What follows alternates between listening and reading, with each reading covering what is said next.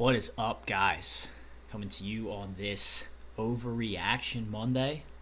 I had a lot of notes from yesterday's game that I wanted to share with everybody, but I'm going to have to just start with the lead. Eagles quarterback Carson Wentz, MVP candidate for the year, out for the season with a torn ACL. Eagles coming off a big win in LA, won the battle, probably lost the war.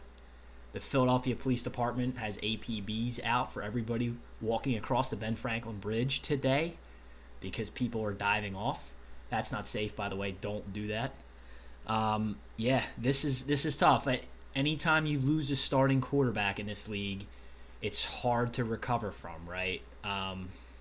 Let's talk about their options moving forward. A lot of local media here is already writing this team off for the season. Well, let's start at the basics. They've won the NFC East. They're going to be in the playoffs. There's still a high likelihood this team gets a first-round bye. Nick Foles had his best years here in Philadelphia as the backup, or when he was a starter in 2013. So he's going to carry the reins. Eagles are the best running team in football. Some of that had to do with Carson's scrambling ability. Some of it also had to do with the fact that they've probably got the top two or three offensive line in the NFL, and they've been able to run the ball very effectively this year. So I personally don't think that this completely ends their chances here, but it severely damages them. All of us here in Philadelphia, it's a sad day. Ironically enough, I just got my Trust the Process sweater in the mail. So hopefully our championship hopes won't be rested on the Sixers because the Eagles were having a strong year. Let's move to a team who's not having a strong year. The Cleveland Browns moved to 0-13. They're keeping the parade hopes alive. Dan Le Batard keeps talking about and promoting having an 0-16 parade. I love to see it. I love the ineptitude. I celebrate it. And that doesn't have anything to do with the Browns fans. I'll talk about them in a second.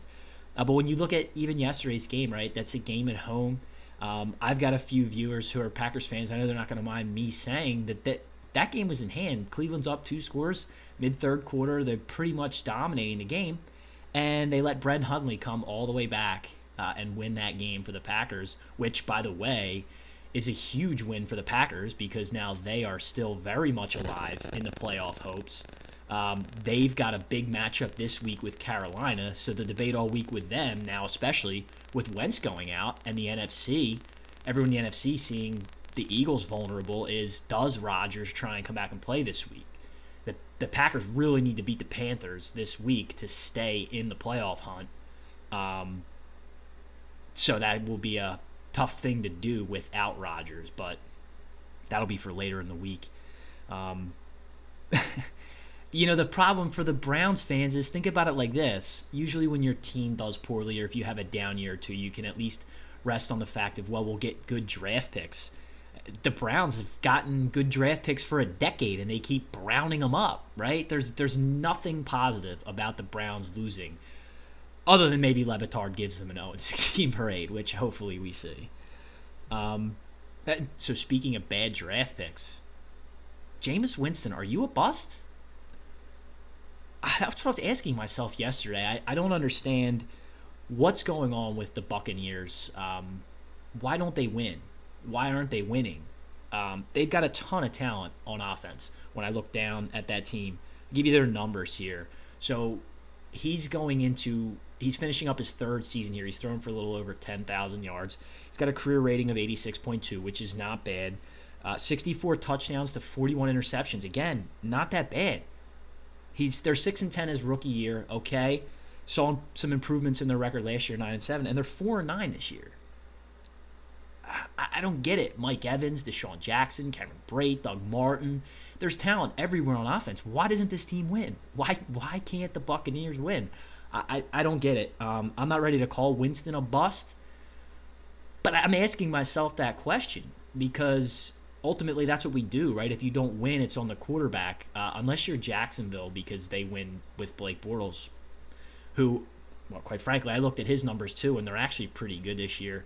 But I'm not going to have a Blake Bortles discussion now. I think everybody else on national radio and real platforms gas bag about Jacksonville and Blake Bortles all day, so I'm not going to do that. But, so like I said, I had a ton more notes, but I'm already at the 5-minute mark here, so I'm gonna cut it off there. Sad day here in Philadelphia, but thanks everybody for listening. I appreciate all the feedback. As you can see, I've added a couple microphones to the mix here, trying to get better sound quality. I know I gotta mention that people hate my wall colors and they hate the room.